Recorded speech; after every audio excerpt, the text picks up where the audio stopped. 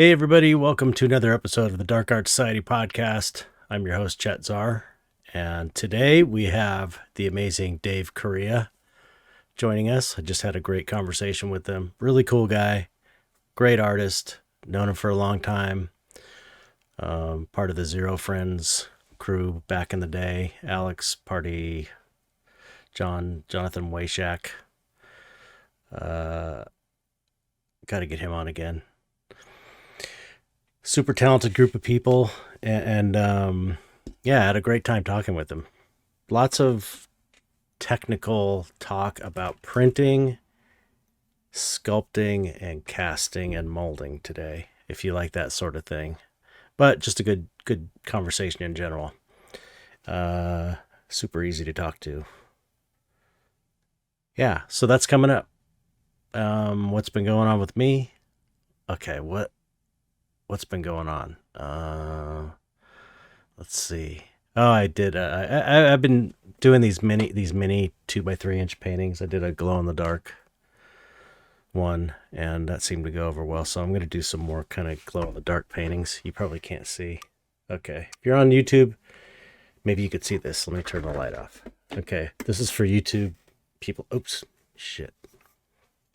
This is for YouTube viewers only. Okay. Here's the glow in the dark mini painting. You see that? Ooh. Okay, let me put my lights back on. That was dumb. Anyway, that's what I've been working on, these little mini paintings to bring in a little extra dough. And got a study here, a collector wants to be turned into a zombie, and that's it. Back to getting on my commissions IO and all that other stuff. Nothing new. You probably noticed the theme if you're an avid listener of the show that this year there's been a lot less exciting news happening every week because I'm just grinding it out, getting caught up on things. Yeah, about to start some paintings too for the Blab show, the annual Blab show at Copro Gallery, and I've got one called Inner Monsters for Caricatura. Dos Diablos' partner. She's curating a show at Dark Art Emporium, and there's one for a Beautiful Bazaar show. I've got a few group shows I'm doing too, basically. Oh, yeah. So if you want to support the podcast, you can go to patreon.com/darkartsociety. Join for as little as $1. You can get the podcast a day early and support the show. And you also, at the $5 and above level, you can get a 20% coupon code for Skull Shop. SKULSHOPP. I got coffee on it. It's dirty, but that adds to it, the dirtiness. That's how much I use this skull. Both of my skulls. They get a little dirty, but it just adds to it. But I use them all the time. I'm actually going to paint this one in the Blab show. I got a really cool painting that I'm going to use this for the painting. Anyway, yeah, go to SKULLSHOPPE. They got amazing, excellent skulls. I can't speak highly enough about these resin skulls. They look totally real. And again, if you join the Dark Art Society Patreon at the $5 level or above, you can get 20% off. What else is there? Oh, yeah, and you get your name read in the air, aside from getting the podcast a day early. Let's see. Thank you for the new subscribers. Really appreciate it. We've got, I think I might have read these last ones. I'm going to read them again in case I didn't. Nash Babin, Stephanie Stevenson, thank you both so very much. And then Chris Koch, Kaoch, I hope I'm pronouncing that right. And Albert Crowley, Nice name. Chris, I recognize you, Chris Koch, from my other Patreon, my personal Patreon. If you want to join that, you can go to patreon.com/ChetZar. Support me there. I would also like to add, before we get on with this interview, if you could please like and subscribe and hit the notification bell button. I don't think I've ever asked anybody to do that if you're listening on YouTube, because I'm trying to get this YouTube channel to where it's catching the algorithm, and I see the progress little by little. It's working, but it's just so slow. So the more people that hit the like button, the better it will be for us. And, I just would appreciate it if you could do that and share it. That would be great. Especially the YouTube link. I'm really trying to build the YouTube presence here. I guess that's it. It doesn't, none of this matters anyway. What you're here for is the Dave Correia interview. So let's get on with it. Great guy, great artist. I hope you enjoy it. Good conversation. Here we go.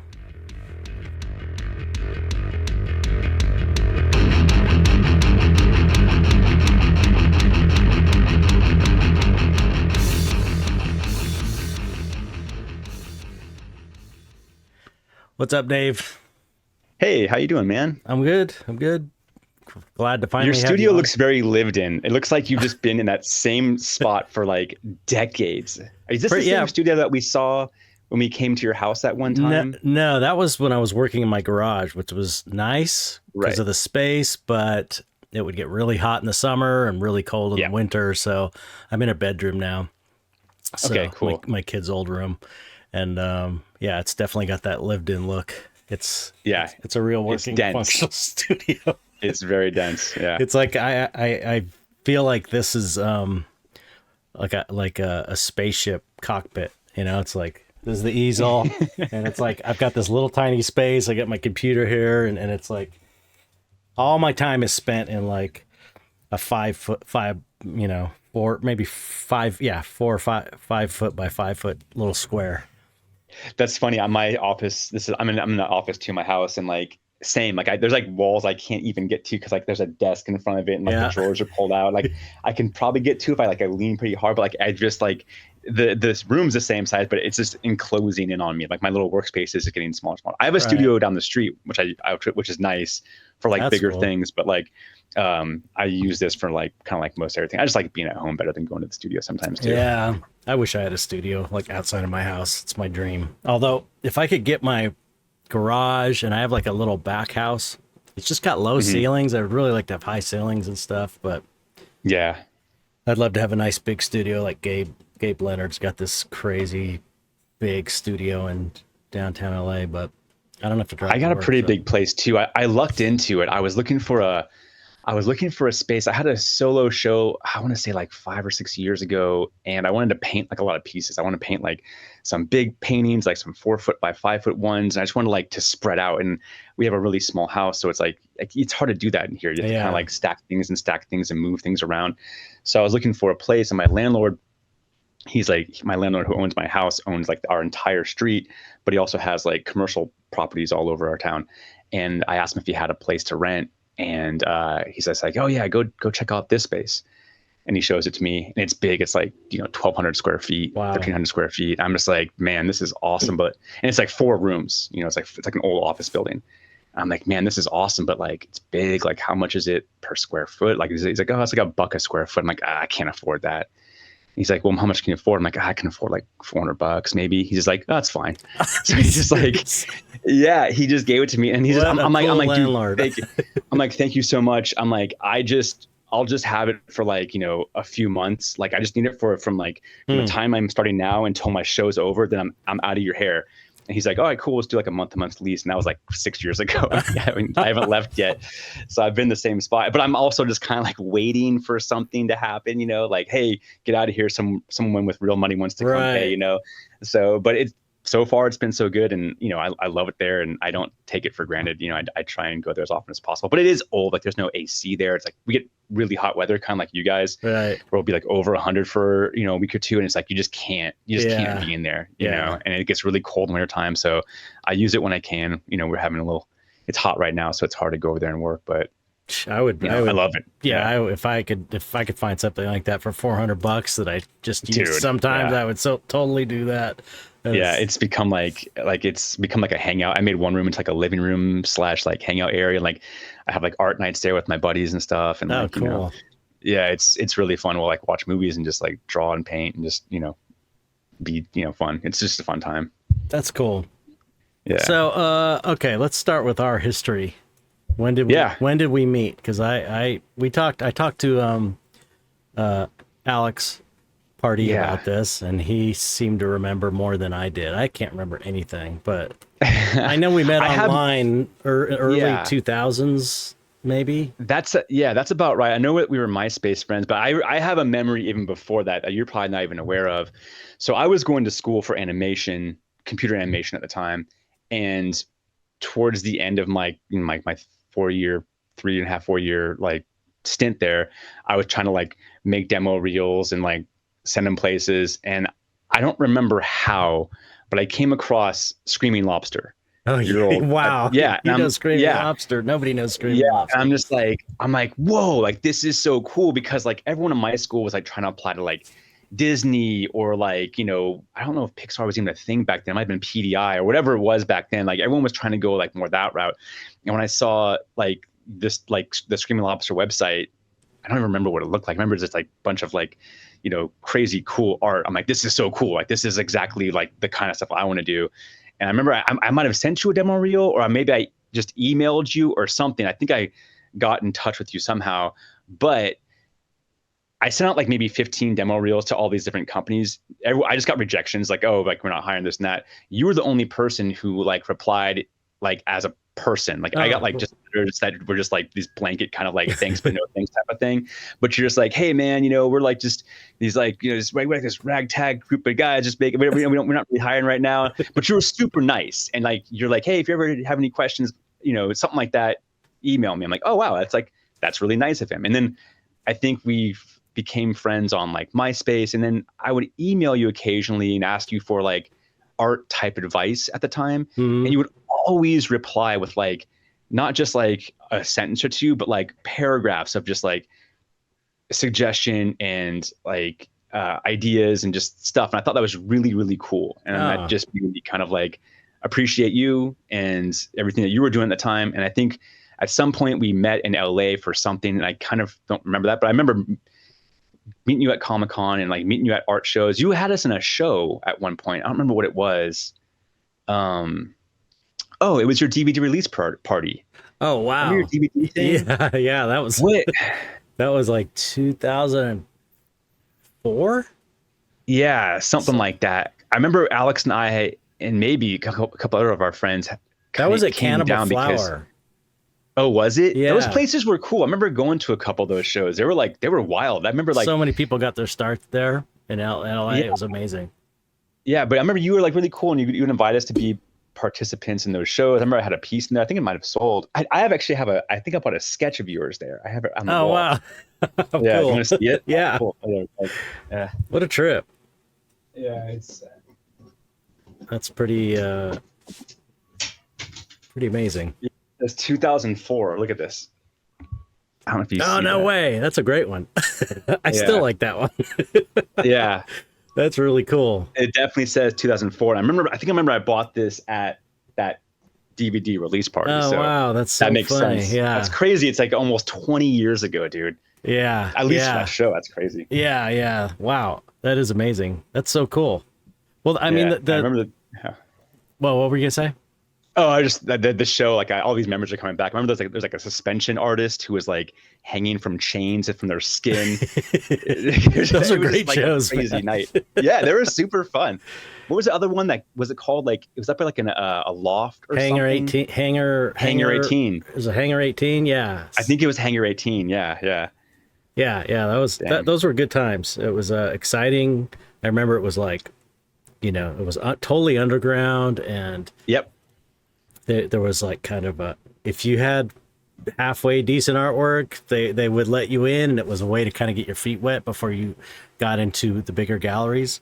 So all these artists got their start there, and that's where we all met each other. Like, you guys and Luke Chu and Audrey Kawasaki, I think, and all these big Yeah. artists now were starting at Cannibal Flower at the hangar. It's really amazing. Yeah, it was a really cool, like, not like it didn't feel like exclusive or anything. It just felt No. like, hey, you just kind of come and hang out and show some art and have a good time. Everyone was like super nice, Yeah. like it had a really good vibe to it for sure. Yeah. I remember thinking back then. I remember thinking like, wow, this is really like a special one of those.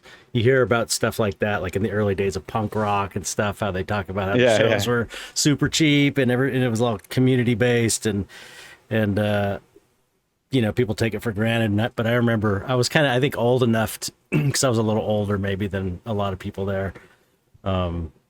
And I remember thinking, yeah, this is like something we should remember. It's not going to last, it's just one of those things, special moments in time. Yeah, I don't even like doing shows really anymore. Like I tend to like not even do group shows or anything. And now they're pulling out the all the construction work stuff. That's If all it gets loud, if you start hearing it, let me know and I can always. I can barely hear a else. beep, but it's not bad at all. It's fine. Okay. It's fine. Yeah. Yeah, I haven't really been into like shows or group shows lately. I just don't like the whole, at least with the people I've been working with, the model is just it's just so different now. I feel like it's just easier to like sell art online or through my own kind of like, avenues as opposed to like having like a gallery that won't really promote and wants to take half. And you're like, I feel like I'm doing like a lot of legwork and stuff. Mm-hmm. So Yeah. how do you feel about that? I know that you still do kind of like shows at like Copro and stuff. That's pretty much it. Yeah. And if I have any friends that are curating shows, like I'm putting a small piece in a show at Dark Art Emporium. Oh yeah, that's Jeremy. Is that Jeremy Cross? Jeremy Cross and Jeremy. Yeah. What's the other Jeremy's name? He's really cool. He's the owner, I think. I don't know. I don't can't know think. them too well. I've only met Jeremy a couple times. Jeremy Cross a couple times. I like him. I like that stuff though. Yeah, they're both amazing, and the gallery's super cool. But Caricatura, Dos Diablos' girlfriend, she's curating the show, and so I put a piece in for that. But otherwise, I'm just doing like if Copro has any bigger group shows that are kind of like the LA art show I'll usually do, or if he has like kind of a dark art group show, I'll do some, or the Blab show I do every year, which is just like an annual thing they have. And then I try and do a solo show every year there. And it's like, I feel you generally. It's like the group show scene is sort of something I think you do as you're coming up to try and build your repertoire and get your credits and get your representation and try and make connections and stuff. And then you hit a certain point and it has to be then it has to you have to have a reason for doing it at a certain point, and I have a really good relationship with Copro and seeing the stuff especially since I'm not doing the cons as much anymore. It's like an opportunity for people to see the work in person and come together and have like a party. So that's the main thing. Way. Yeah, I like that mentality of it. It's like the solo show is like a celebration of all the work that you put into this kind of thing, and it's just like, look at what I've done the last 4 months. It's like seeing it's all here. And seeing it in person is so much different than seeing it online. That's the other thing. Oh yeah, that's the thing. It's like a big oil painting or a big piece or any size piece is way better than seeing it on a 2-inch by 2-inch screen, because like there's no depth. It's just different. So it's, for me, it's definitely still worth it. And Copro, we've been working together since back when you and I met, because that's around the time Gary found me at Cannibal Flower, and then I started showing with him. He's been good to me, and we just have a great relationship. He's a good friend too, and Erica's awesome, his partner who runs it. So I like supporting them. I like having a yearly show where people can come and see the work. I mean, I got some people that will come that kind of make it their art vacation, Like they come That's in, awesome. they plan a vacation, so they come out to the show, and it's like, yeah, it's amazing. And then everyone gets to see each other, and they all kind of know each other. So it's really, I don't know. It feels like it's an important thing for me to do in my career, you know. So except for this year, I took a year off finally because I have to get all these Yeah. commissions done. Yeah. I mean, the good thing about, yeah, is with group shows or I'm sorry, solo shows, like it's having that connection with the gallery that you like and trust, and you're willing to kind of like work a little with more. Like I used to show with Upper Playground, and they were great because they were a gallery and they also had a boutique next door, and they would promote me like all year long. So it wasn't just like this, hey, Dave Correia solo show next month, come check it out. Like they would keep my stuff in their store and promote that show for like at least 6 months. So when the opening happened, it was just like really packed, you know, like and I felt like, okay, that's worth that 50% commission. That's like they bring in the people. Like I don't, you know, it's not just me promoting, it's them promoting, like they're bringing this whole crowd in. So like that to me is worth it. And like, I feel like, and there are galleries that do that and there's galleries that don't. It's just trying to find the one that you feel comfortable with and, you know, that makes that they see like the value in your work and the value in who you are, you know? Yeah. And it's like, I've got my relationship with Copro is so good. They're just so good to me. They're just amazing. You know, That's awesome. If I'm having trouble, with bills or something, it's like they'll buy some work if I have some work around. Dude, that's amazing. That's how it should be. I know. That's the old, they trust you. Yeah. That's the way. That's kind of like the old school gallery scene. That's what galleries used to do. They used to support the artists, and there was this kind of relationship there. And so, you know, and it's like I don't try and abuse the privilege. I just kind of have it in my back pocket if I get desperate and I have some work around. And, you know, and we also kind of have an understanding to where like I sell smaller pieces and studies directly to people, but I'm generally not putting like big paintings out. I'll sell through them. And I'm totally cool with that because my bread and butter are these smaller pieces that I sell through my Patreon and stuff. So same. It's way easier to sell smaller pieces than it is big pieces. I mean, that's why. It's because I mean, that's a big reason why I do conventions. You know. Yeah. Like I was saying the other day, I wrote on Threads. I was like, I can't afford to buy my own paintings. I've said it a million times, and it's like a running joke that a lot of artists say. But it's like I couldn't afford a study right now. Mine, you know? I learned that by doing conventions. Also, is like, you know, conventions for us is like mostly like a merchandise thing. Like we bring lots of like you know, pins and prints and books and that kind of stuff. But I do bring some oil paintings, and they're small. They're like little 5x7s, and that's the top end thing I can move there. I can't bring anything bigger and like sell that, you know. So, but I can sell a bunch of the small oils, you know. So it's just like kind of knowing your market, knowing where you can kind of like sell these certain things, a time and place for everything. I still paint big. I just save that for something else, you know. So yeah, and every artist has a different a different way of selling. Different things sell better for them, different sizes, different price points. It's like I've talked to so many artists on here, and it's like there's not a formula that works for everybody. It's like there's a similar formula, but the details vary greatly, you know. It's totally a different trip. It's really interesting, and I guess and it's kind of also knowing like what you want to do too. Like I would love to paint big all the time, and I do, but they don't always sell all the time. Doesn't mean I stop, but like it's just also knowing where I can do the small ones, you know. Like conventions are good for that kind of stuff, you know. Like solo shows good for the big ones, and also it's just kind of fun just to paint something big and I'm dying. Push it away. I'm dying to paint, you know, like big. I just don't. I don't have time to do that. It's like because I always have to be making money, so it's like So I don't have. I rarely have like 2 weeks where I could work on a painting just for fun. You know, which is where I'm hoping to get at some point. You know, sometimes things are good and I can do that, but generally I have to just keep hustling with smaller pieces like this. And it's kind of nice to have one that you just chip away at it. Like I have like one of the pictures I sent you, and I have another piece in my house that me and my studio, me and Wayshak are working on it, and we'll just like pull it out, work on it for like an hour here, an hour there, and then like hang it back on the wall, and it just sits there for months, you know. That's so cool. But it's just like kind of like this thing we're just eventually gonna get done, or we don't. It's just kind of fun to work on, you know. Just to know that it's there and it started is a good feeling, you know. So you work with Wayshak a lot? Not really. I mean, he's like one of my close friends. He doesn't live too far from me, like an hour away or so. I've known him since I've known Alex and Yeah, Skinner he's since like early so 2000s. amazing. His artwork is he's like so underrated, I think. Dude, he's like the best. He is. I always say like he's just like the best painter. He's the best inker. He's amazing. He's just amazing at whatever he does. Yeah, Yeah. and I do think he should be like he's doing comics now, but he should be like the biggest name in comics. I don't get.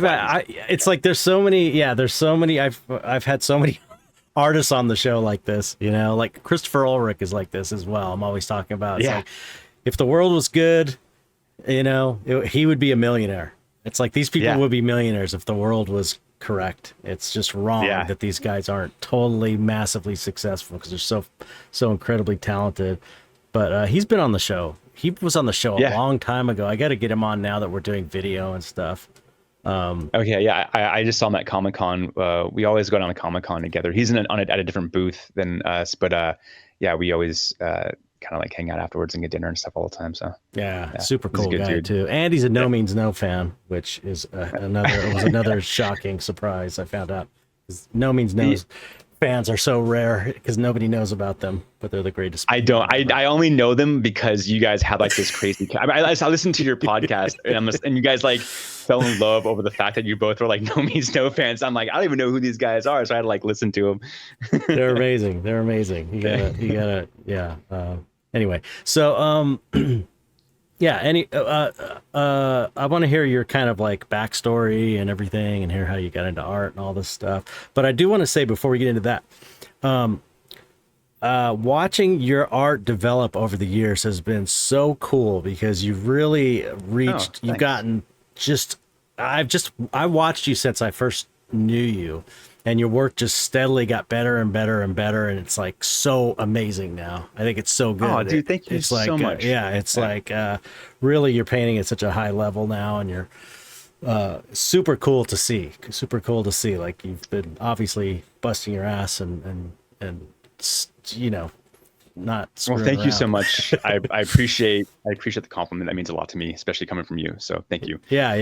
The stuff those pictures you sent me were like, you know, I'd seen him before. I'd seen it at least, I think, I've seen one of them before, but the one really kind of elaborate one that had like a bunch of figures. I'd seen that one before, but it's really, really amazing. Great piece. And then the other one is that Cthulhu one is. I love those colors you use are super cool. It's very unique. Oh, I just finished that for Comic-Con like last week. That's a pencil drawing that I colored in Photoshop. But yeah, it looks amazing. Like the colors are so cool.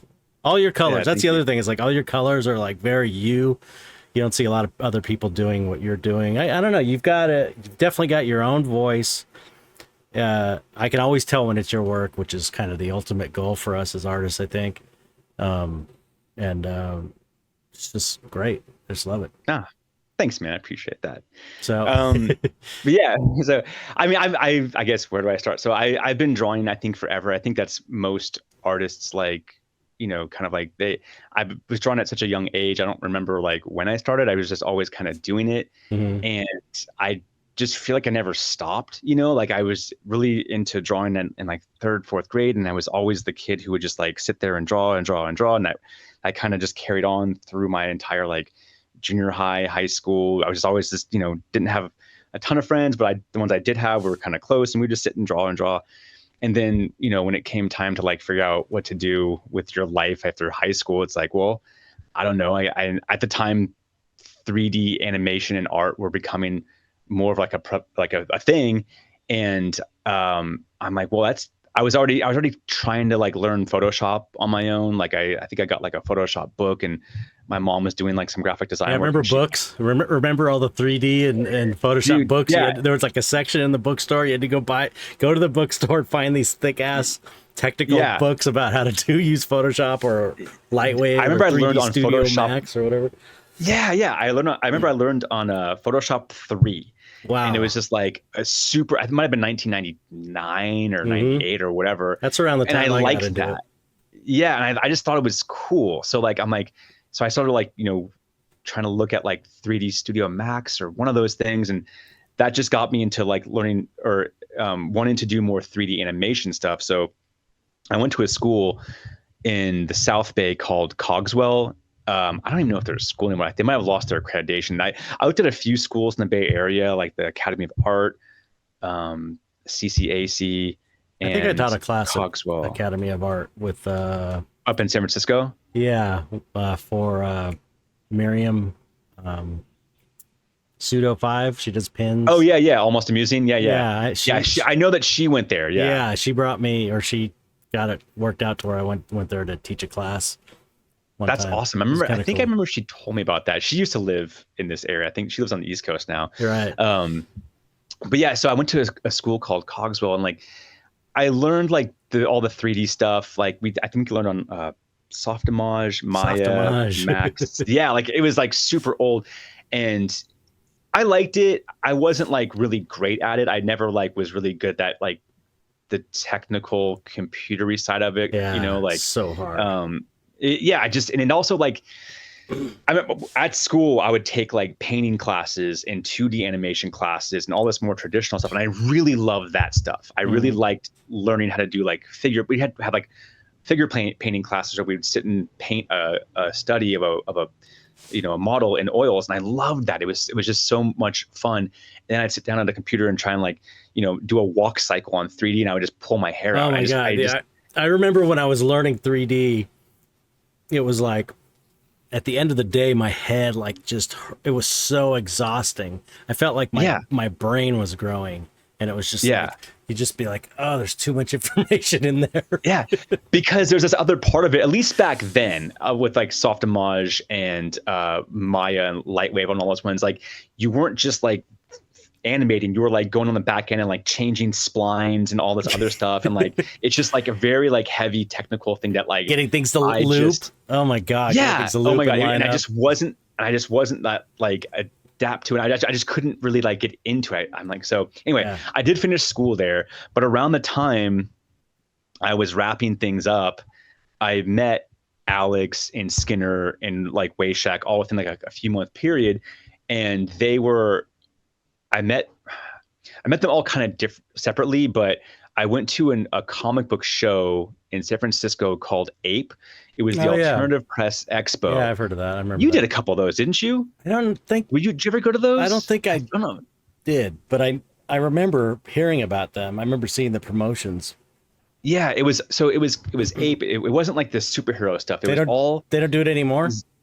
No, it died. They tried to bring it back, and it just kind of died. But what it was at the time, it was mostly just like lots of local independent artists like making zines and just like their own kind of like weird books, weird art, and all this stuff. And like when I saw that, I'm like, oh, like this is really neat. Like I've always kind of drawn weird. Like even going back to like when I was a kid, I would always draw like monsters and like sharks eating people, and just like I always just love like the darker stuff. My parents didn't quite get it, but they were always very supportive. But like going to like this Ape show, it's like, oh, it's all this weird art. Like it wasn't superhero mainstream clean, like, right. Yeah, totally. I'm like, oh, this is so cool. And that's like, I saw Alex making all like, I listened to his interview with you last month, and he was already making like all of these crazy zines and books. I'm like, whoa, like this is like cool. Like you're making your own work and people are like buying this stuff. And like going to school, like I never thought, I'm like, oh, you have to get a job at like Disney, or you have like, at least at the animations, like, oh, everyone at my school wanted to get like that kind of like job at a studio in like Hollywood doing kind of like a movie or a game or something like that. Yeah, that was my attitude too. It was like, that's why I fell in love with makeup effects, got in the film industry, and it never occurred to me to be a fine artist because I watched my dad be an artist supporting us and how hard that life was. And I was just like, and he was doing stuff way more mainstream than me, like Western art, and he did a lot of fantasy, but he did all kinds of different stuff, illustration. And I remember thinking, there's no way anyone's going to buy what I want to paint. So I was very like, okay, film industry. And then when I started Screaming Lobster, it was like, okay, I got to get out of the makeup effects industry. It's driving me nuts. And I was really into digital, and I'm like, okay, I'll start a digital company. Like it still didn't occur to me, like, be a fine artist, because it just didn't seem like there was any way to do it, Yeah. Yeah, and that's exactly, and that's when I saw Alex and Wayshack. They already had tables at these conventions, and like they had like these merch stuff, and it wasn't a lot. It's like a zine that you make over at Kinko's when they had a Kinko's back then. You just go there, photocopy some books, maybe make some prints there also. Maybe you silk screen a shirt, and that's another thing I like too. It's all like this like kind of like do it yourself stuff. Like Yeah. nothing looked clean, nothing looked like professional. It's just like you can just tell like these guys were up late at night just like making stuff. I'm like, Yeah. yeah, and I just loved that. And then Alex is just like, hey, I'm doing a Fangoria show in like a month. Make a book and come down with us. I'm just like, yeah. So like me and like it was him and Rob Bowen, and it was like my very first show. And I just made like this little zine, this 8.5 by 11. I folded it in half. It was like 30 pages, just like sketches and drawings and just like whatever. Like zines are just like anything. Like Yeah. write poems, you can write stories, whatever. And I brought it down there. And like there was 3 of us, me, Robert, Bowen, and Alex, at like this little 4-foot table. It was so tiny, and we each put our little thing out, and we just sat there all weekend. And I think I might have sold like I don't know, like 4 or 5 books. And I'm just like, this is amazing. Like for like $1, I probably made like $5 or $6 the entire weekend, and I was so amped on it. I was more excited about that kind of thing than like making demo reels and sending them out to other And places. that's where you should like, go. That's where you should go. You should go towards the thing that like excites you to the point where you're just like, I got to do this, you know. That's where you should go. Like, even if there's no opportunities, you still have to go there. yeah, because like I just felt so driven by it, and Alex is just like, hey, you can do this with us. It's fun. You don't make any money, but like it's super fun. I'm like, all right, I'm in. How are you surviving at the time, like financially? At the time, I had for a long time I had a job. I had a job at a sign shop where I was doing like graphic design. I remember that. Yeah, I was doing graphic design at a sign shop, and we were like a full sign shop, so we like had like routers and all that stuff like that. But I learned how to like build stuff. So like all of our displays at these shows were always like the biggest, because I would like make like these structures and have like these full color banners and stuff. Yeah, always had like, it was just me making all that stuff at my sign shop when after hours and stuff. So Alex and I, it was like these few years where like we would just do as many shows as possible, because like it was just like this excuse for us to like make all this work. Kind of like we said earlier with like a group show or a solo show, is like you spend all this time making this work, and you just bring it to a convention and you just like kind of like let it like just show it off. It's like, this is what I got. This is what and like that like fueled me for so long. But like, I mean, honestly, didn't make money for like a long time. I'd say for like the first like 6-7 years, I didn't make anything. I barely even broke even a lot of the time, you know. I was always working at a sign shop, always hated my job, but I really just loved meeting other artists who were similar, like-minded, kind of like that do-it-yourself attitude, making weirder art that wasn't like I don't want to use the word mainstream, but it wasn't clean and it wasn't like pop culture. It was just like weird monsters and just dark stuff, and you know. And then from there, you know, we like group show thing. It's like you can kind of like carve your own way. It's like if Wayshack heard of a group show, he'd be like, hey guys, let's all do this group show. Like we were always kind of like helping each other with like getting shows and getting things. So like it was a really cool time for me. And I think all of us, you know, I don't want to speak for them, but like for me, it's like I felt like I was trying to like not only like work hard for myself, but I'm like, oh, like Skinner's gonna put me in a group show. I want to like make him proud. I want to like draw some cool stuff, and like I want to show like I have like a brand new painting that looks really cool that I'll like and he'll like, and it's going to hang next to these guys and stuff, you know? So it needs to be like better every time. So like, I felt like I was really trying hard to like, just get better and better at all this stuff, you know? 7 or 8 years, people. Listen, dude. Yeah. It's like, you tell that to like a newer artist nowadays, like you have to think in terms of like 10 years. I remember Gary told me that when I first started painting, he's like, give it 10 years and you'll start selling decent prices. And I was like, damn, okay. And I was already like, you know, in my early 30s by then when I started. And, you know, people want it now in like 1 year. They're thinking 2 years. They're going to make it big. And it's like, maybe there's a slight chance you could hit big like that. But plan on, you know, the rest of your life if you really want to do it. That's why you should only do it if you really want to do it, because it takes a long time. Yeah, I mean, it takes a long time. You gotta be patient. You have to do it also because you're passionate about it. Like I was really enjoying everything we're doing. I had a side job, or I mean, it was not my side job; it was my main job. I just didn't like, but I just thought of it like, well, it helps fund what I want to do, and I could use the resources there to like make all these displays, and we can make banners, and like that's fine. I'll just use it for that, you know. So it's just a lot of like. Just sorry to interrupt, but that's about as long as I stayed in effects. Once I started doing the fine art thing, it took me about 7 years before I was able to leave. Yeah, like I was able, and even then it was because I got laid off, and I wasn't totally ready. But I was like, okay, I gotta just, I could either try and get another job in effects, or I could just make this work somehow. I didn't have a savings or anything. So yeah, it took me about the same amount of time to where I could leave the day job. Yeah, I quit my sign shop job, but it's because I got an advertising job. I don't even remember that. I did an advertising campaign, I want to say in like 2007. Yeah, that's about right. Yeah. So I started the sign shop in 2000-ish. And then that's when I did all those conventions. And then 2007 is when I started did the advertising thing. Careful with something seems to be hitting the desk. Oh, am I smacking it? Sorry. I speak with my hands. It just keeps, I don't want to annoy people because it's going like, boom, boom. All right, cool. Yeah. So I did this advertising campaign. It was for Scion.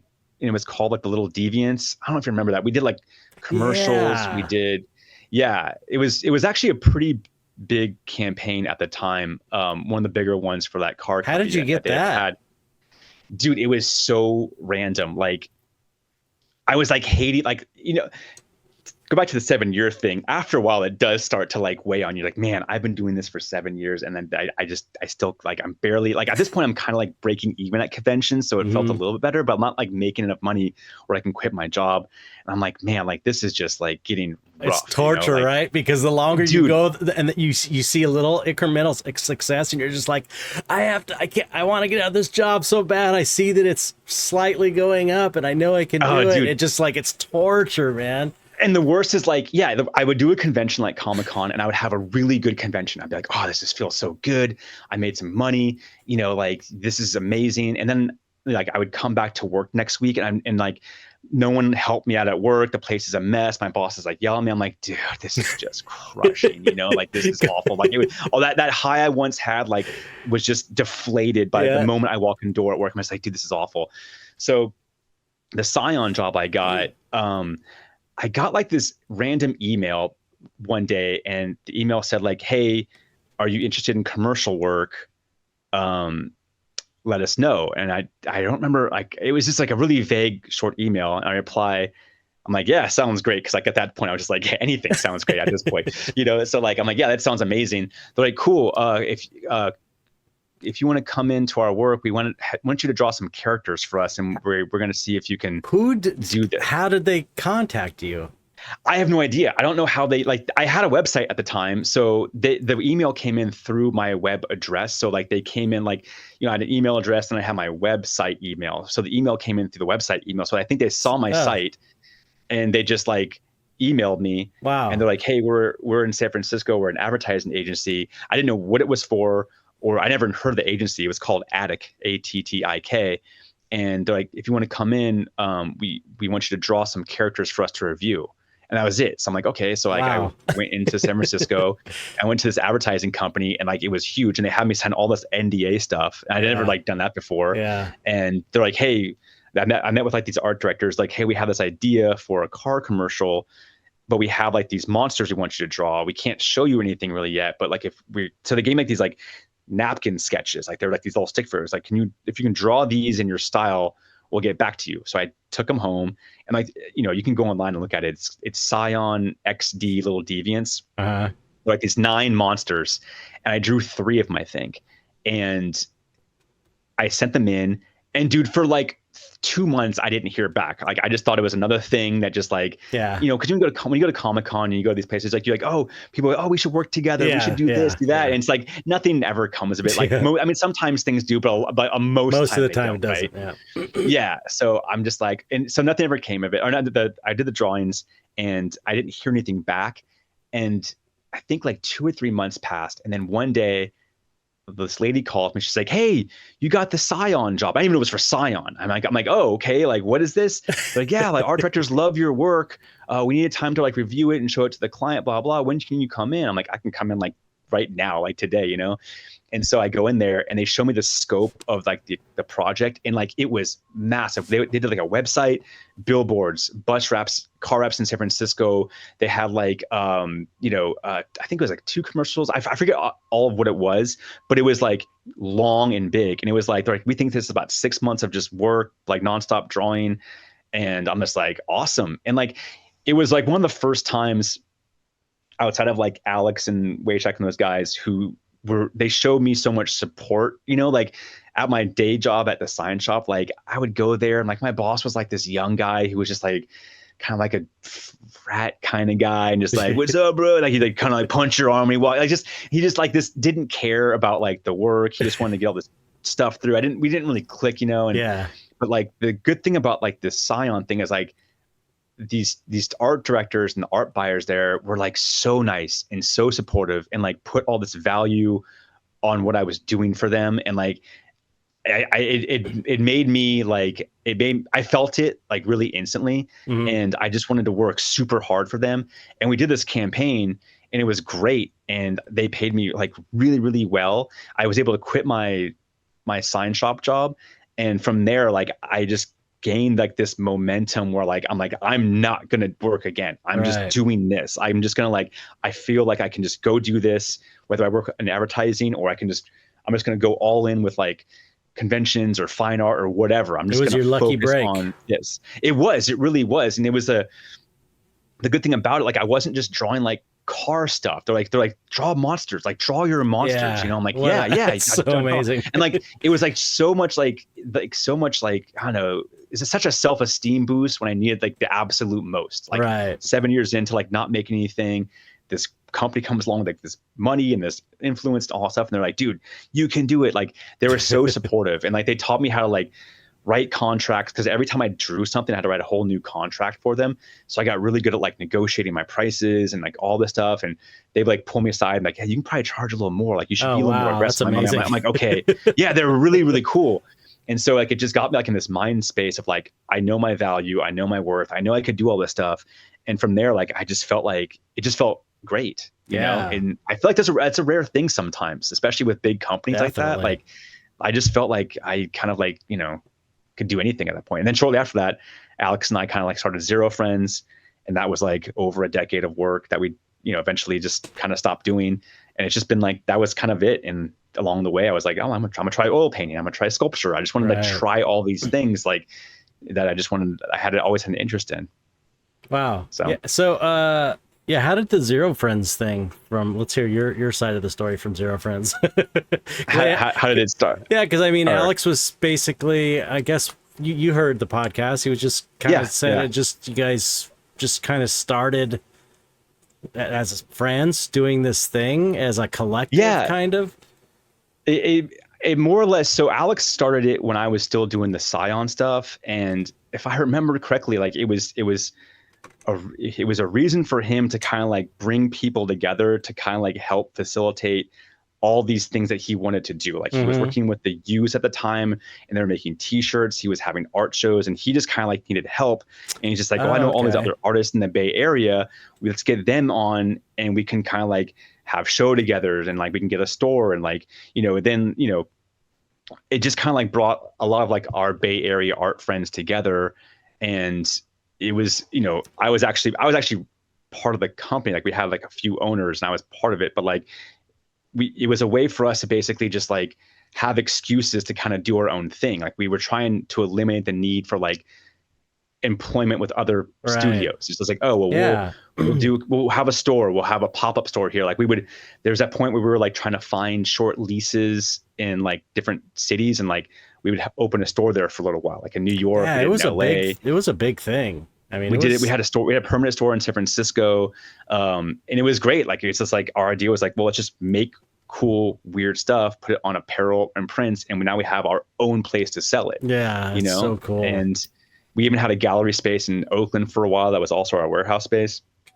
So we'd have shows there, and that was in Oakland. That was a big, as a first Friday art walk there. So like every month we would pay our rent in like 1 month of just like, or in one night on the art walk. It was just like, it was awesome, you know? Crazy. And then we all like kind of like went our separate ways for like no real bad reasons, just like after a while, it becomes like too much business. And it's just Yeah. like, I felt like a lot of the time I wasn't like working on art. I was just trying to like we're just all trying to keep things together because like Yeah. there were so many moving parts. And, you know, Alex moved away to Florida, and like I wanted to do more like sculpture stuff. And we couldn't really figure out how to like pull that in, because it was like, oh, Right. the only little one-off type things, like wasn't like a Yeah. mass produced thing, like a t-shirt or like a Yeah. print or something like that. So there's just like difficulties here and there, but like we're like, this probably isn't the best use of our time anymore. But Alex and I still like, you know, we still do conventions together, and he's still like Yeah. my closest friend. So Yeah. I always hear bands, I think Alex said the same thing. Bands always like, when you hear them say like, oh, we just broke up for creative differences, like that's kind of what it was. Like we just Right. had different ideas, and we're like, it's just kind of like do our own thing, you know? Yeah. Yeah. But Well, that's cool. That's good. That's good. I'm glad it Yeah. didn't end badly, because it was a No, big. Yeah, I remember it was I remember hearing about it all the time. yeah, Oh, I think yeah. you even did like a painting demo at one of the ones in LA for us, didn't you? Did I? Do like a painting demo? Maybe. I feel I we always try to have. It's We always try to definitely have possible. I think at one of the Zerofriends in LA, the only one we had, I feel like you came in and did like a painting demo. Where or was something. it? Maybe I forget. I don't know LA that well. I bet you I did. It was. I used to do Yeah. so many of those things. I just don't even remember. They all blur together. Yeah, yeah.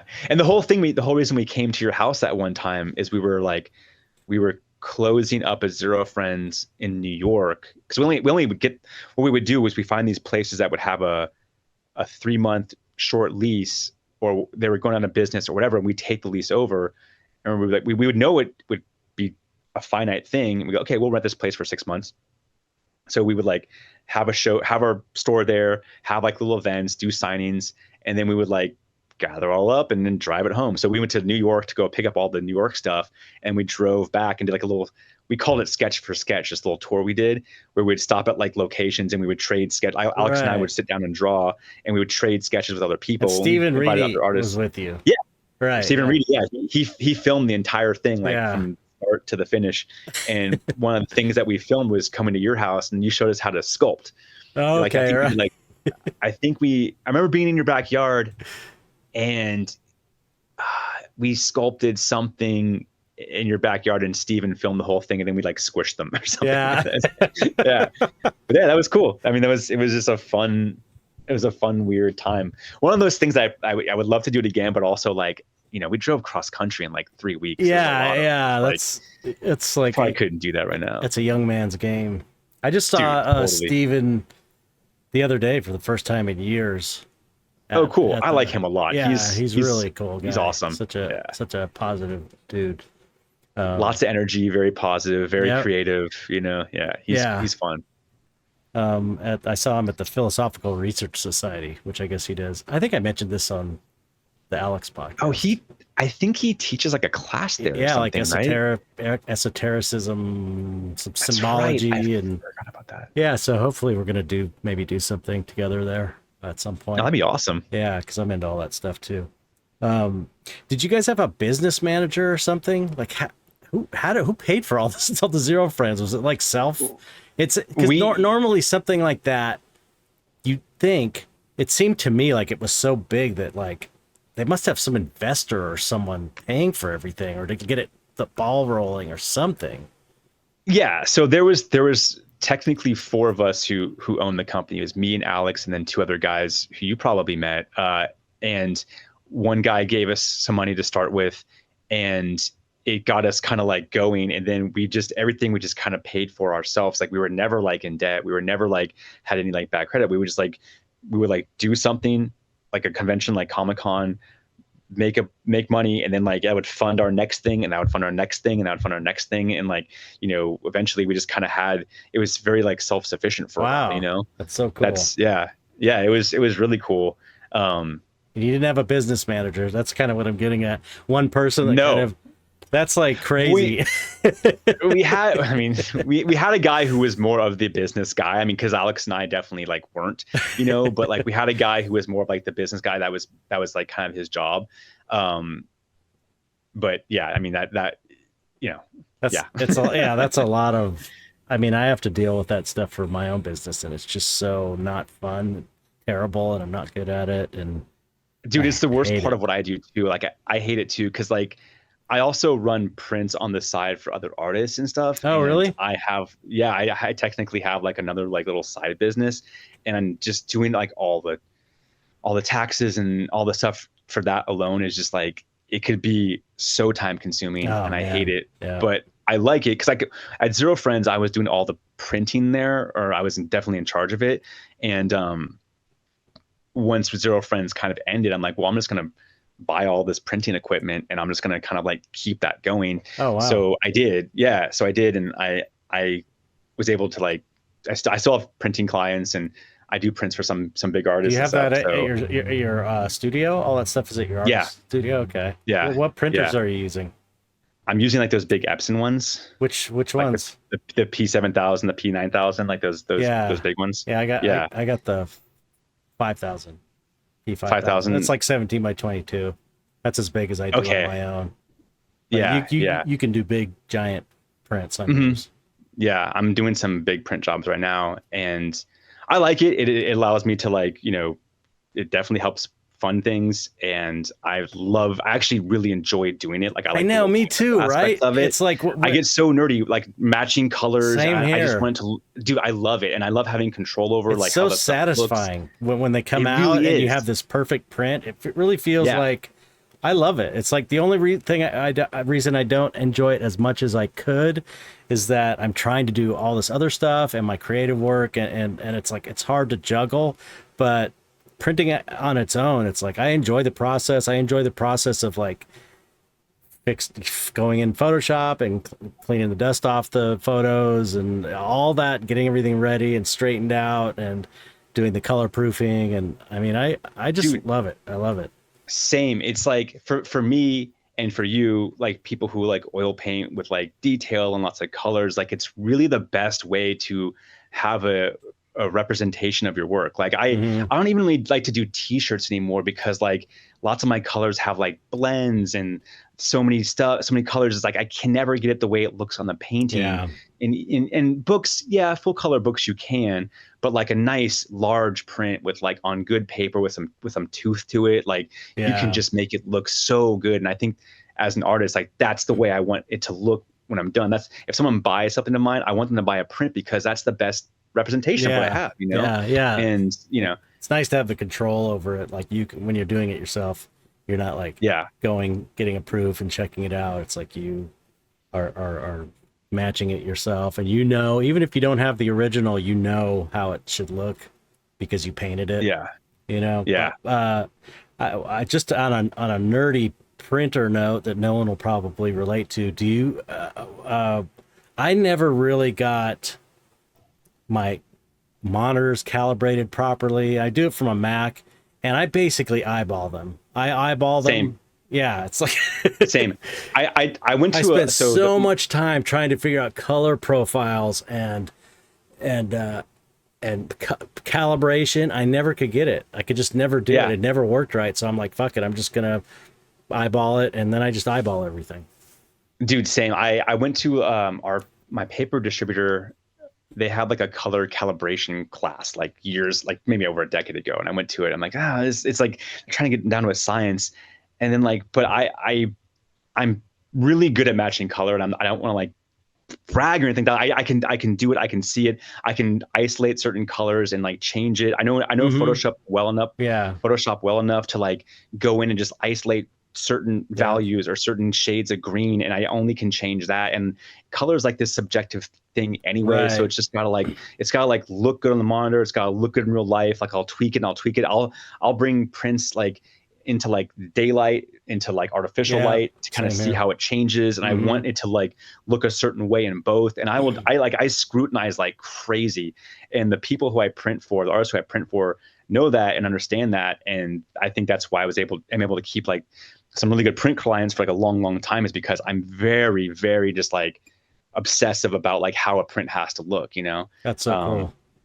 yeah, I'm just really, really into it. I've had a artist friend of mine who uses me, they went to like another print company that's pretty big in LA and got prints dumped to them, and they're like, never again. Like they say, they came back to me. They're like, they didn't do right, like Right. they just basically hit print on my file, but you can't do that because like the printer itself makes adjustments. Like sometimes it adds too much ink and it makes things look dark or oversaturated or Yeah. all these things. And I know my printers well enough where I can compensate for that. I can Yeah. pull Yeah. back Yeah. certain values. I can change. I can go a little cooler on certain things because I know my printer's going to do that, and I know that their artwork doesn't need that. Right. So Yeah. I always eyeball it. I always have.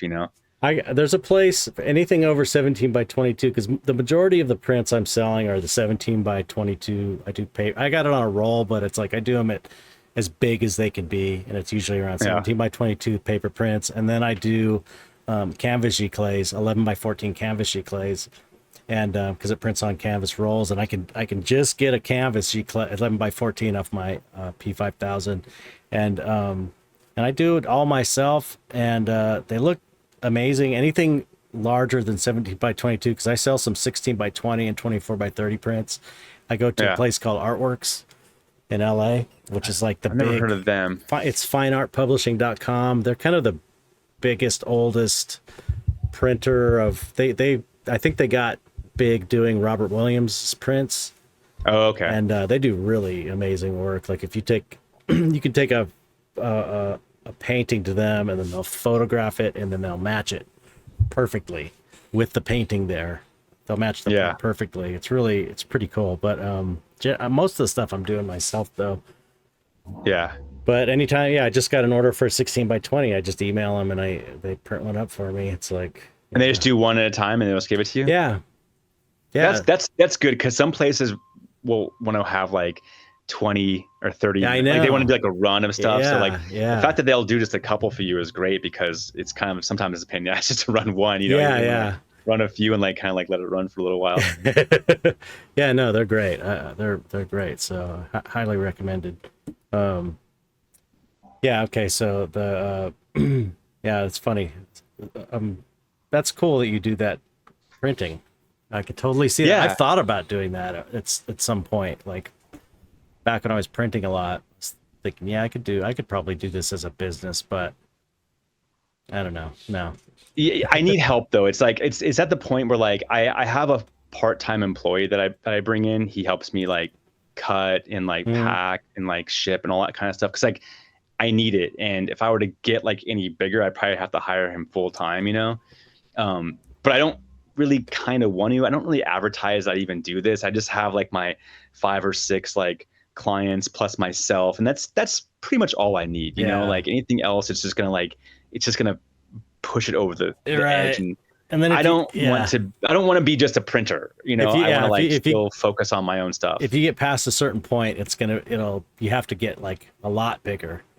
You know what I mean? Because once you get to a certain point and you hire one person, it's like, okay, I have to expand even bigger so that I could actually make more money. Otherwise, you're going to be there all the time doing it. And I'll have to get like a real office, not this like little $400 one that I lucked into, Exactly. So it's like, I think it's like really expensive, and I'm like, I don't know if I want to do that. Like right now, everything's just kind of like perfect. So I'm like, I'm just gonna like, I'm hoping I'm hoping this is the size the balloon stays for a while, Okay, last print nerd question. What papers and canvases do you use to print? If it's okay to say. I don't know if it's secret or not.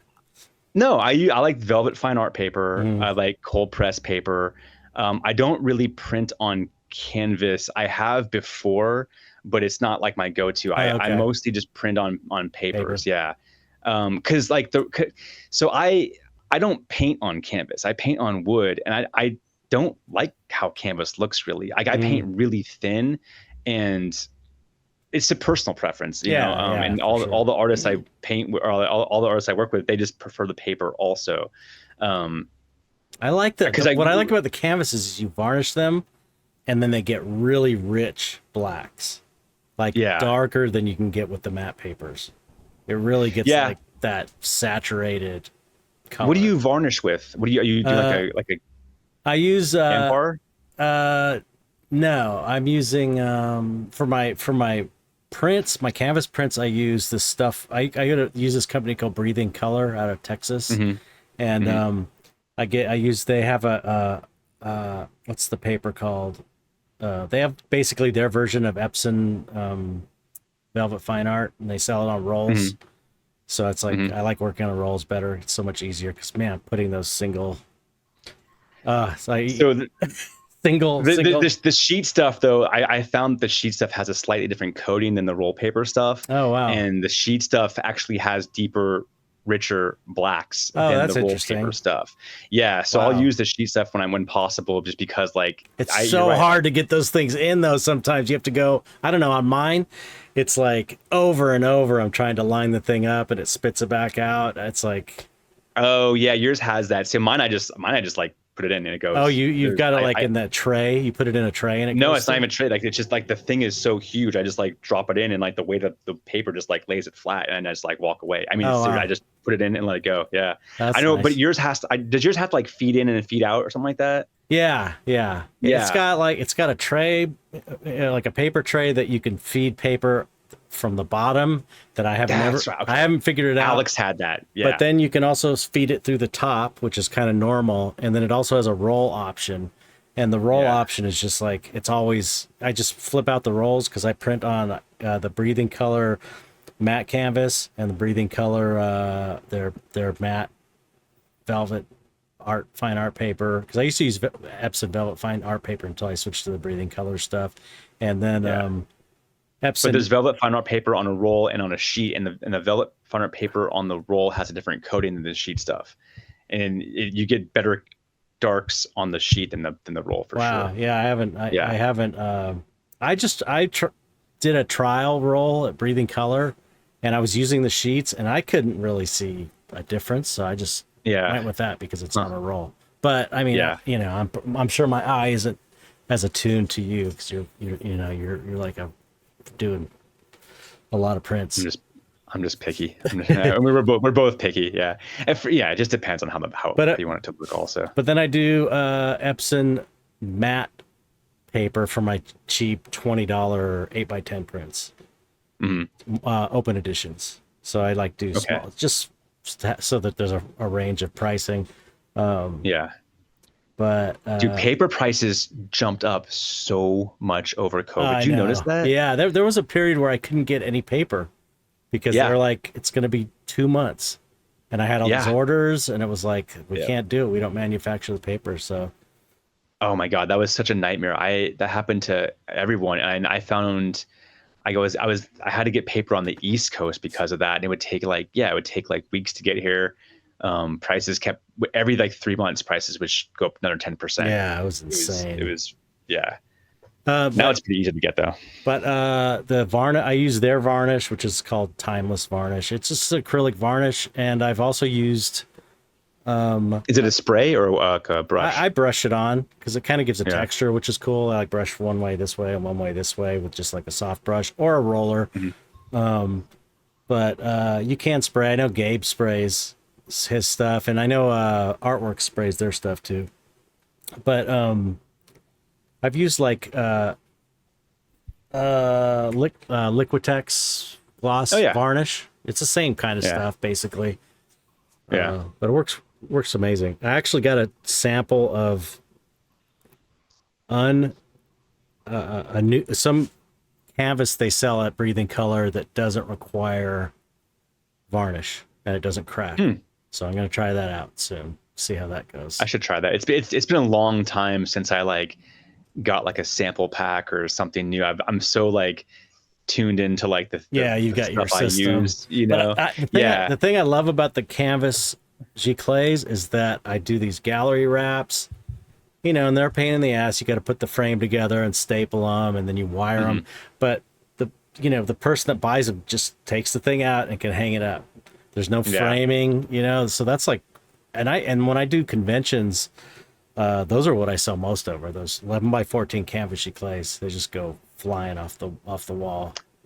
I remember you had a really cool convention set up. Where was it? Was that Probably Monster Decon? Palooza or Designer Con. Designer Con? Yeah.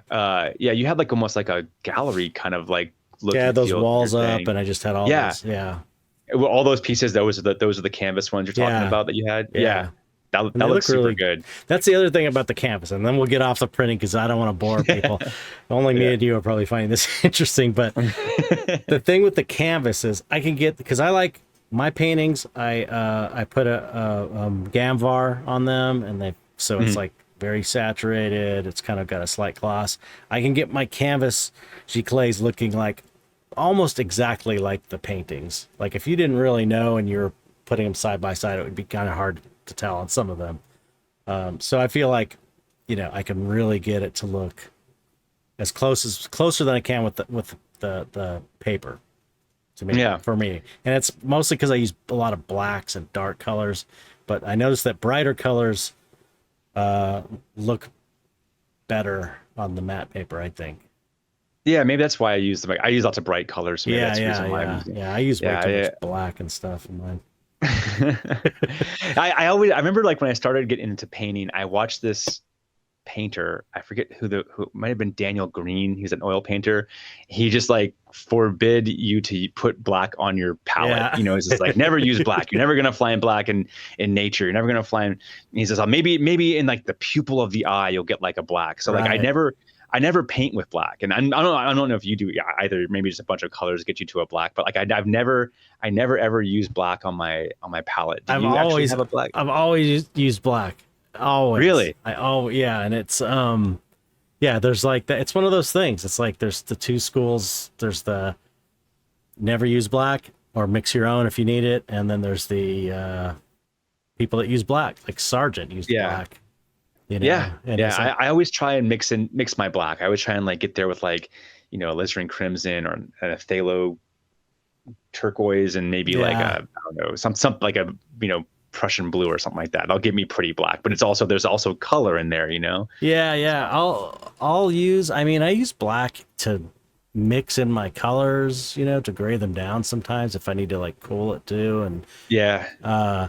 but I also usually, if I have like a solid black background, which I do once in a while, I will usually use ivory, 'cause ivory black is what I usually use, and then I will mix in, I don't know, alizarin crimson or phthalo blue or Prussian blue or something with it seems to do a good job. Or I've even done like just paint, like I was being lazy and I would paint ivory black, and then once that dried, I would glaze over it with a blue or a transparent phthalo color or something, Yeah, because all those blacks are like, they lean cool or they lean warm. I remember watching this painter who was using like a Rembrandt palette, and he had black, and he was mixing black and maybe like some kind of like cadmium orange or cadmium something, and like it made like this really cool skin tone. Mm-hmm. It was just like this black and this orange, and like it didn't look black, but it changed the orange into like a really like into part of his skin tone. It's like, I thought that was like really cool. Also, it's like, you don't have to use just black. You can use it to assist you to like,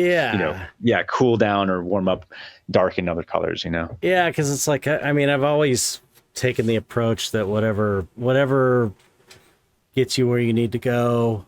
However looks good is fine. Whatever you use. Yeah. There's no like right or wrong way. It's like I just the way when I was learning, I'm like, okay, that's what I'm gonna do, and I was like, and then it's kind of stuck with me. No, that's cool, and and your stuff is, you can tell your stuff. You don't use a lot of black too. It just it changes the look of your work. It's like it's just part of your voice as a painter. I don't know. Yeah, I always wanted to like make like weird monsters, but like not make them like super morbid. Like to draw like the morbid stuff, but like using like the colors to kind of like brighten the mood or brighten the atmosphere. Yeah, yeah. It's like you kind of do what, in a way, you do what Gabe Leonard does with Western art. You do it with monster art. Like he does some of his Western. I don't know if you're familiar with his work, but oh yeah, I love his stuff. Yeah, he's amazing, and he does like weird distorted Western scenes, and like a lot of times he'll use these psychedelic bright colors. Like and it looks, and it's very trippy, but it's like Western. And you're kind of doing that with monsters, monsters and bright colors. He's totally built like his own world. Like his stuff is so recognizable as his. Like those characters like live in like this world that he's created. There's no mistake, you know? Yeah. He's great. He's really, really amazing. You've, and you know, I don't know when you started sculpting, but you know, at some point I saw your work and it's like, oh, you're doing all these little sculptures and resin casts. It's been a while now, but when did you start sculpting? Probably 5-ish years ago I started. Sounds about right. I don't remember. I've always like wanted to kind of like do that, but one of the things about Zerofriends that I wasn't super into is like we were in this kind of mode of like, all right, we have to have it. Like there was like this almost like this schedule of sorts where it's like we have a convention, we have to have a release once a week and all these things. So like it's like, okay, print release this week, shirt release this week, this. So I just felt like I was on like this kind of like conveyor belt of like making stuff along with Alex, and we're just doing these things, and it didn't allow me time to like experiment, you know, because everything like we had to have a print release on this day, we had to have a shirt release on this day, we're doing a convention this day, we had to kind of like, and we were like really like making money for one thing to pay for the next thing to the next thing. So it's like everything kind of had to be, I don't know, like not like perfect, but I had to do what I knew the best that time, and that was just like drawing and painting. Right. And I've always wanted to do sculpture, so I felt like with that weirdish schedule, I just couldn't like experiment with stuff. So that was one of the reasons why I left. But like also once I did leave, I wanted just to like try sculpture and try paper mache and try like all these things that like I hadn't had the time for in a weird way. And I met up with a buddy. Do you know who Steve Ferreira is? Do you know his stuff? No. You should look him up. He's really, really cool. Like he's a sculptor guy that lives in the Bay Area.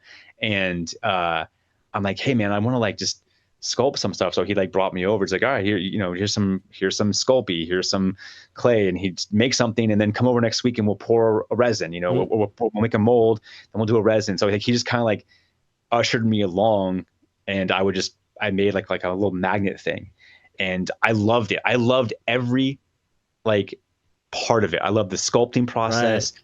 I love the mold making. This must be, you know, this must be, we must have something similar about our personalities. Yeah, I'm not following him. I'm going to follow him right now. He's really cool. He's a good dude. Like he lives in Berkeley. Yeah. We must have something similar in our nature that likes like, did you ever like take things apart when you were a kid? Yeah. Yes, I used to take everything apart. Yeah. I used to like want to know how things worked. Like I used to take my bike apart and put it back together when I was like 9 or 10 years old. I took every part, I'd paint it, put it back together. So that I bet you that has something to do with why we like molding, sculpting, casting, printing. It's like they're very like, dude, I love cleaning resins. I like to like grind them down and sand them and get them like I like that tedious little detail stuff. It's just so much fun. I'm like, today I was pouring resin outside and I'm like have my Dremel out there and I'm sanding things, and I don't get sick of it. I love it. The sculpting all the way to the finished painted resin part is just, every part of it is like a fun step of the journey. It's so nice to make a nice clean mold and then get a nice clean cast out. It's so satisfying. Yeah, I love like the efficiency of like, I always try and like find something. I feel like every time I make a mold, I find a better way to do it. And I love like the efficiency of these things, you know, like if you do, you know, getting like a super clean mold. Except first I'd make a mold that was like kind of junky, and I'd spend like, you know, so much time cleaning it each one. And if you make like 50 casts, it's like, dude, I have to clean that same spot 50 times. But then like I'll make one, clean it up, make another mold, and then that will be perfect. And it's just like, I like kind of like that problem solving part of it. Yeah. So yeah, I got really into like just resin casting and sculpting and stuff. And it's just been fun. That's one thing I bring to Comic-Con or any convention now, is just like a bunch of castings and, you know, hand painted whatever it is I'm making at the time. It's super fun. Okay, so what kind of clays you're using? What kind of silicones you're using? I bounce back and forth. I right now I'm using Sculpey. I used Monster Clay for a while. Oh, you're frozen. I used Chavant for a while. I think I was using Chavant. Your video's frozen. Can you hear me? Oh, I can hear you. Can I see you? Am I frozen? No. You're frozen. Oh, do you hear me? I can hear you. Oh, my video is frozen. Yeah. Oh, Let me. Oh, there we go. Okay, I can edit. okay, I'll edit that out. Okay. So okay. anyway, what are your materials? Your preferred materials? I bounce back and forth for no reason. Monster Clay, Chavant, or Super Sculpey. Those are the Okay. three I've been using. I think they all kind of have like their strengths depending on what you're doing. And I try and think about something before I sculpt. If I'm doing like a little small thing, I'll use like Sculpey. If I do something like a little bit, if I'm doing like a bigger piece with more detail, I guess I'll use like Chavant or Monster Clay. I think those like work better with the armature. Mm-hmm. They're like not as soft. Um, Do you and then do? for Oh, go go ahead. ahead. No, go ahead. I'll ask you after. Oh, and then for silicones, I use like just a platinum based smooth on.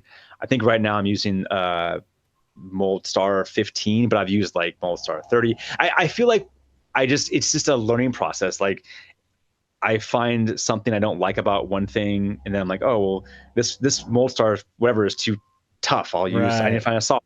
I'll use that one. I'm like, oh, this is whatever. So I'll try Rebound if I'm doing like a slush mold type of thing. It just there's always kind of something I'm not super particular about in that stuff. It's all whatever's best for the process. And my friend Steve will like go, oh, you should try this one. It's pretty neat. So I'll try that. Yeah. So Yeah. That's cool. There was what are you using for that kind of stuff? I'm sure what? that are you been using smooth on stuff? I told a sculpting buddy of mine that I use smooth on, and he's just like, oh, that stuff's junk. Now I use all the molds. See, I don't do my molds anymore. I have someone I hire a guy, Lee Shamel. This guy is like a Oh, I know Lee. Lee's yeah, he's awesome. Yeah, amazing. I love Lee. Yeah. His molds are impeccable. He's like one of the best in the business. Um, so I just because time wise, and he does a Yeah. better job than I can do even with time. He does a better job than me. But he got me kind of hooked on dragon skin. I don't know which smooth on dragon skin. I've heard of dragon It's skin. Yeah, platinum they can. cure. It's super reliable. It's not finicky. That some platinums can be kind of finicky about setting up against sulfur or if you have weird oils on them or something. But I recently I made a little frame. This little I customized this little Oh frame yeah. with skulls and stuff on it, and I molded that with this trial kit of dragon skin 30 slow cure because I didn't want Hmm. to degas it. I don't want to pull out my vacuum pump and deal with all that. Oh, I love doing that. That's another part I love. I I know it love is. the It's vacuum really pods. it's cool, but I just am like It's so cool to it's put watch. away. Yeah. But it's like slow cure, so it allows bubbles to rise, so you don't have to Right. worry about doing that. And then for my resin, I use I cast pretty much everything in this um, Sil Tech, which just got bought by Polytech. Sil Huh. Tech was like they were cheaper than Smooth On. They were more like they didn't have really a website. They didn't have a good website. They didn't have place like Smooth On's way more user friendly. Whereas they got the different colored containers, so you don't mix them Hmm. up. Whereas Siltech would just give there were two exactly. They're made geared more towards professionals. Yeah. That are Like one's called A and one's called A1. You're like, what the hell am I doing here? Like this. well, just like You just one says A, one says B, but they look exactly the same, and you have to like know what you're doing. Whereas the yeah. Smooth On's a little more idiot proof. It's a little more Yeah. geared Yeah. towards like the average person who wants to learn, which is really cool. But the price is a little higher. But I got this stuff called I use this stuff called Siltech, Okay. and it's really nice. It's shatterproof, which is like it's got slight give, so if you drop it, it won't break, and it's translucent and not transparent but translucent. So it's like I tint them with urethane tints, and I can put glow powder in to make glow in the dark. Oh, nice. Like this is a cast. Oh yeah, and that's the Siltech. Yeah, yeah, and you can see. I don't know if you can tell. It's like it's translucent. You can see kind of some Uh light huh. coming out of it. Yeah, I can see light passing. Yeah. Yeah, and so I do most of my stuff. I do like translucent, and then either do weird colored one-off variants, or I'll do like a paint job, you know, like That's so good, dude. transparent, translucent kind of things.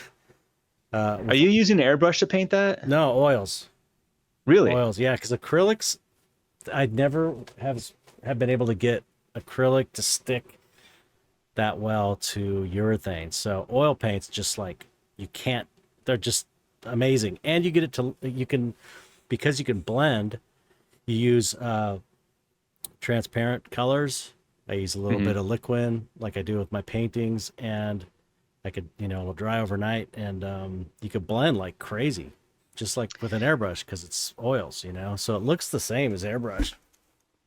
I was using oil paints when I first started uh, painting resins, only because that's all I had. I didn't have any acrylics at the time, and I liked it, and it was cool. But like I started using acrylics recently because I was just, I guess it's because I was making things for a convention, and since I just need to make stuff so fast, like I would like spray them all with a spray can, Yeah, just do yeah. like a dark coat, a mid tone with dry brush, Right, light tone, right. and I would try and get like 15 of them done like in a few hours, you know. Yeah, So like I yeah, think more like assembly line type of thought process is the way I was doing it.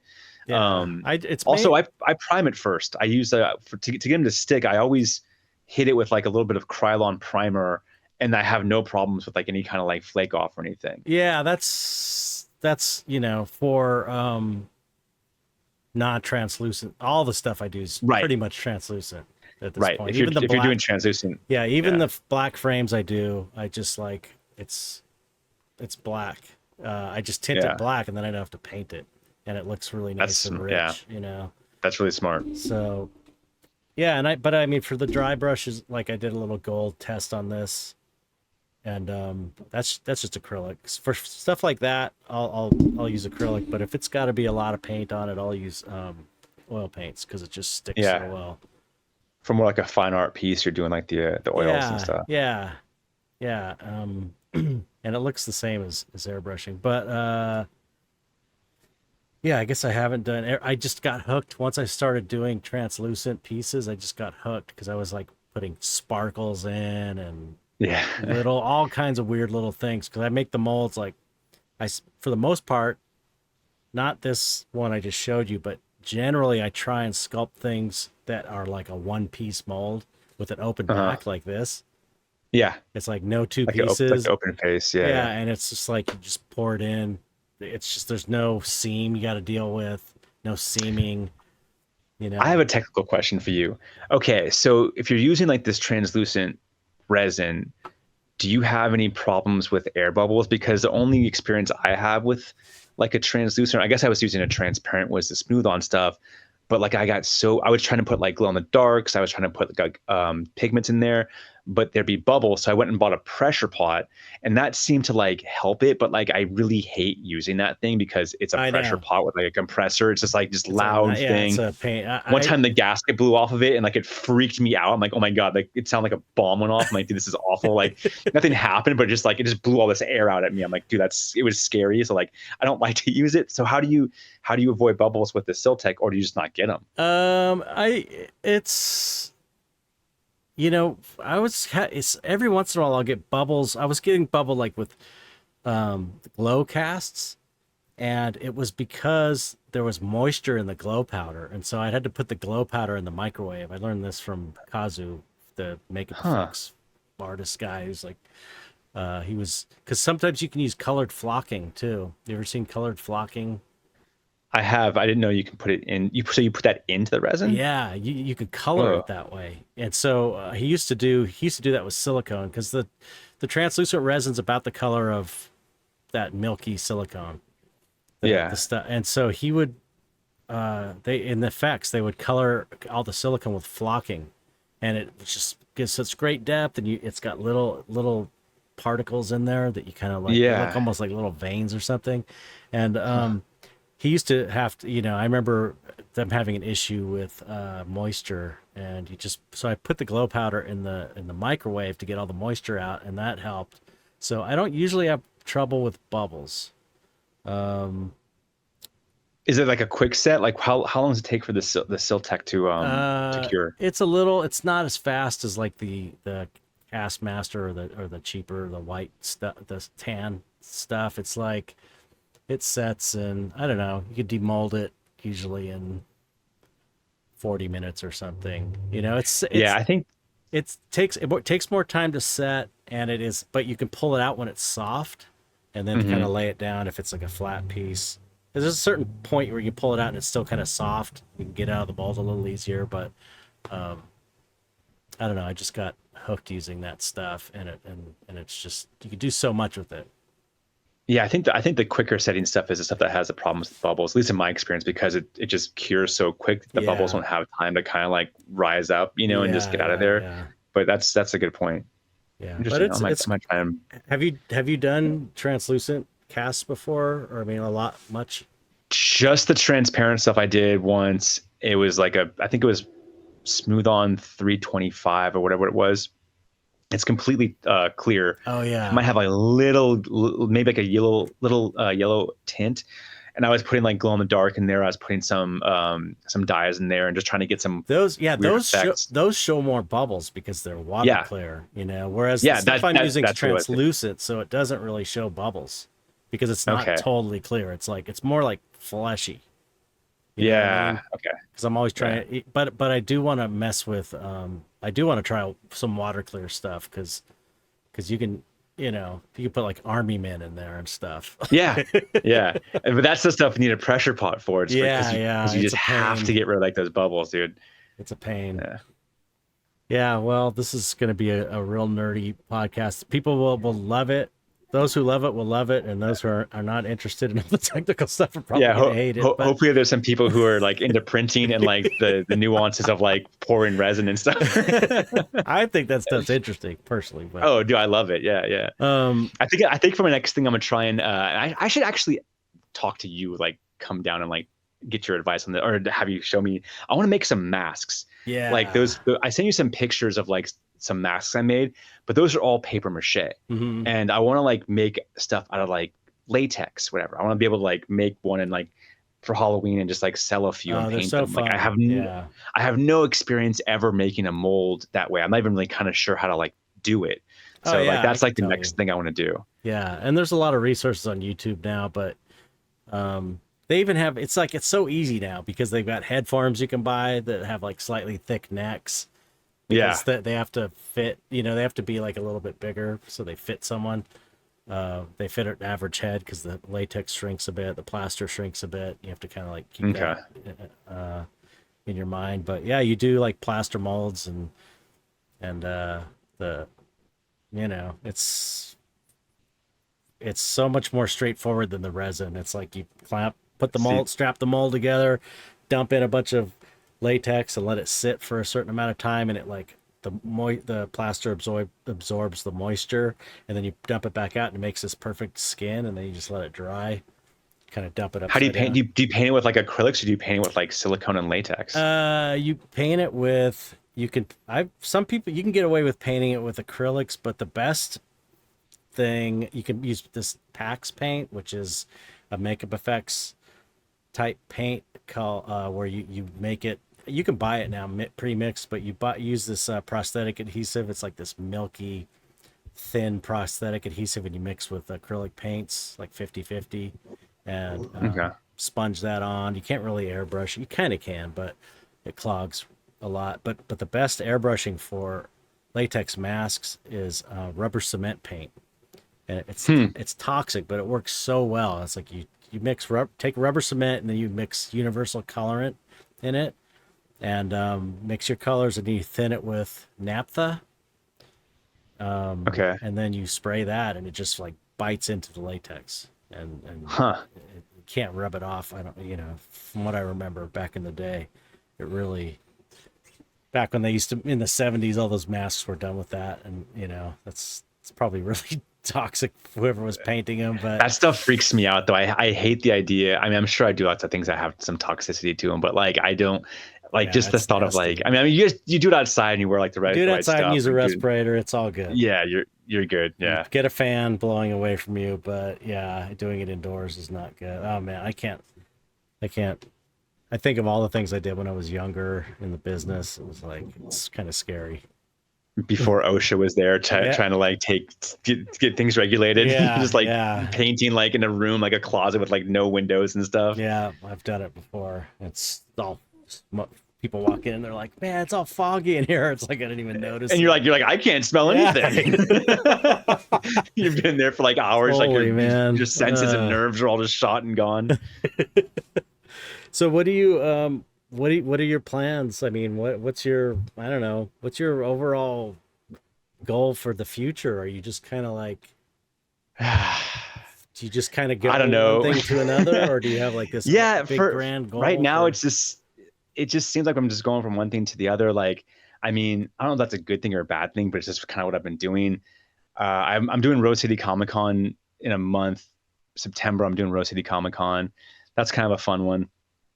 Um, Me and Skinner we're doing part of a haunted house. Uh, do you know who Peaches Christ is? The drag queen up in San Francisco. Mm, She puts on like this haunted house every year at the SF Mint. It's called the Terror Vault. It's awesome, really? and it's like this huge story. It's in the SF Mint. It's massive. They get like actors. They have a huge budget. Like it's this big thing all of October. And me and Skinner are gonna get like one room, and we're just gonna like make it like crazy, chaotic, build That sounds like monsters and stuff. fun. And we have like a couple actors that are gonna help us like that are going to be part of our little room. So we're going to work on that. Actually, we're going to start working on that, I think next week. Um, yeah, it just convention here, convention there. I don't know if I have like any super amazing like long-term like life plans, but Well, it that's the just way it seems to is, be like, as an artist. yeah, It's like until you hit that point where you can kind of call the shots, you have to make money every month. yeah, Just yeah. gotta take I the just like opportunities. to, yeah, I just like to kind of like keep furthering the things I want to learn, like, making masks and maybe painting even bigger, or like all these things that kind of like still interest me. I still want to do all that stuff and find the right avenues to kind of like share them, sell them, you know, meet other people along the way who are just as interested as I am, who kind of like get me excited about it, who I can learn from and share with and all that kind Hmm. of stuff. Just I've liked that part of my life, Hmm. and I want to definitely keep furthering that. Yeah. Well, see, so one other thing I guess I should mention is you're in like Northern California, but you're not in. How far are you from San Francisco? I'm like 30 miles east of it. Oh, I'm that's not I'm that not far. No, it's not. I'm still in the Bay Area, but I'm like on the East Bay. So I'm like probably like probably 10 miles east of Oakland right now. Um I've been here most of my life. I like it up here. It's just, I like it and I hate it for different reasons. Like it's San Francisco, it's the Bay Area, so it's very crowded. I mean, you're from LA, but it's like it's very Yeah, packed, it's very crowded, it's very expensive to live out here. yeah, yeah. But the things having the studio is super nice. We have our little house on this little street that's very quiet. So like I enjoy the things I have. Plus the art scenes out here is really cool. Lots of really good artists. Everyone is really nice, Mm. really just like willing to like hang out and all that kind of stuff. So Yeah, it seems like I've always thought that San Francisco seems super insular in their art community, and I think it's because the scene you have is so good, you don't really need to go outside of it. It's like such a yeah, cool scene that you don't need to really go other places, because yeah, it seems like I've known, I can't, no one comes to mind, but I've known San Francisco artists that just don't go outside of San Francisco really, yeah. We have a really good art scene. Like there's always galleries going on. There's always shows. Oakland has their art scene, so it's like between Oakland and San Francisco, it's Right. like there's just like always something kind of going on, and there's so many like good artists out here. It's pretty inspiring. Yeah, Um, yeah, I love it.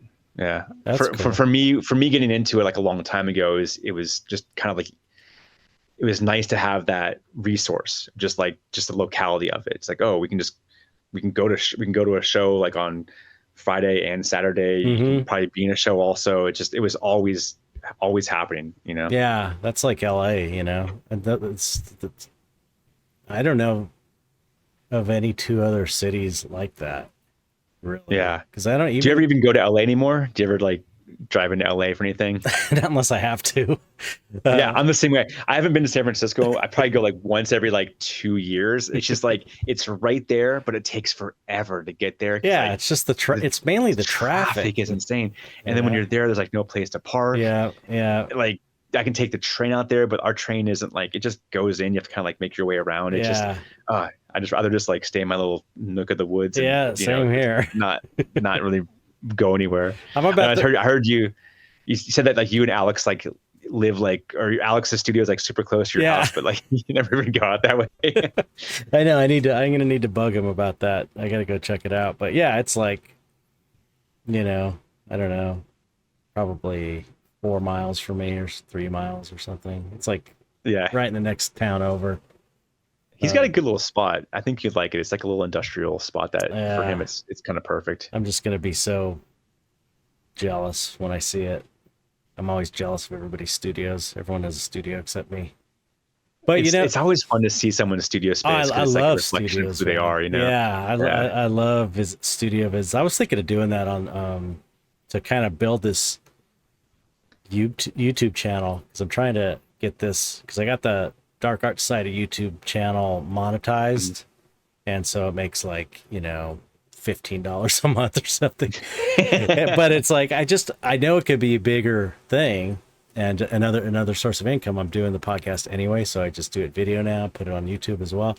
But I was thinking it would be kind of a cool feature to go since I live around like some of the best artists in the world I'm friends with. Yeah.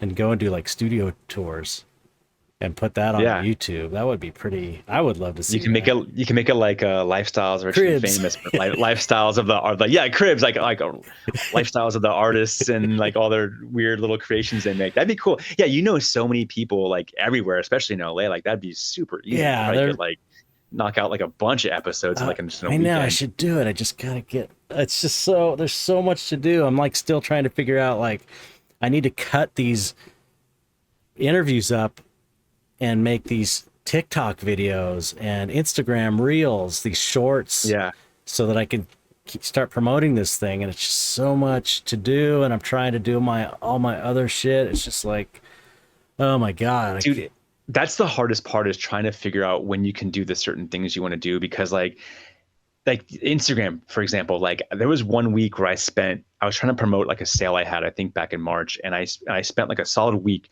I'm like, okay, I'm just going to do reels all week. And I did it. But like, I was like taking video, I was bringing it into Premiere. I was like finding music and it's all I did for a week. I didn't do anything else. And it's like, it worked really well. Like it was like the first time I've ever seen my follower count go up in like 5 years. Right. But like, it was the only thing I did. Like I didn't draw. I didn't like do anything else. Like it's just, that was it. And it's like, man, like it's so easy to like not do all the things you want to do because of all the other stuff that you don't want to do is so time consuming. I know. This is a tough year for me too. Cause it's like I tried to take time off and I got to finish all these commissions that I've had. People have been waiting for years for them. And so I'm like trying to take care of them. And it's just like, I'm getting it done, but it's so slow because I have to stop and keep making money. And every month it's just the same fucking story with me. I swear to God, but I'm not going to quit. I'm not going to quit. It's that struggle, man. Like, and then it feels like you're doing work. It's like this should be fun. Like this should be like fun and experimental and just like interest. But now it just feels like, dude, I just got to fucking do this. Like, it's it's just like this is not why I want to do this. It's like a job. And now I work 7 days a week instead of 5 days a week. Do you ever like? I mean, I know you mentioned you said you have Lee help you with like mold making. Do you ever like? Is there anybody who can like you can get help from other things? Or is it just like, I'm sure I could. I need to reach out and maybe put the word out. I'm just like I don't know. You know how it is. I'm just like I always try and do everything myself, and it's just there's a point where you just can't. I just need to do it. I need to like. It's also hard finding that person who you can like trust with that kind of stuff too, because I know the guy who I have who is my part-time employee. It took me a long time to find that guy because I would hire people to help cut prints and pack prints, and they were just like not careful. They were super slow, and it was just like I found this one. Now I have this one guy who's like amazing, but it took me like 3 years to find this guy. it's just like that part of it is just like, it's part of like the process, Yeah, yeah. It's not as easy as just like hiring somebody. Yeah, yeah. So yeah, exactly. You can hire 10 people and they're all getting, they might all suck or, steal from you or who knows what. Yeah. Well, I guess that's it. I guess, yeah. Yeah. So yeah, we're almost at 2 hours. So thanks for coming on, man. It's super great talking to you. Yeah. Nice talking to you too. I hadn't talked to you for a long time. And then we saw you at Monster Palooza, got that dinner. I'm like, man, I was telling Skim, like, dude, Chet's such a nice guy. Just like super positive, super easy to talk to. Well, that's how I feel about you guys. It's like, I just, every time we run into each other, it's like, why aren't we at least texting? I started texting Alex. So I'm going to keep texting him. I'm going to start texting you. And at least we can text each other pictures of what we're working on, stuff like that, Yeah. At the very least. Yeah, it's good for like motivation too. Like sometimes I just need that because I'll be in my studio for like 6 hours and like not even hear anything, like not even like talk to anything. So it's like, nice to just like have some communication going. Yeah. Okay. So I'm gonna start bugging you with things. You'll see. Sweet. Yeah. Please do. Yes. Okay. So say goodbye. You have to just say goodbye to the audience like we do normally. Just say goodbye, audience, or something. However. Bye, audience. Bye, audience. Thank you so much for listening. If you've listened this far, sorry to bore you with my weird print talk, weird print talk, and our weird technical resin talk, but I enjoy you. I appreciate you. And thank you so much.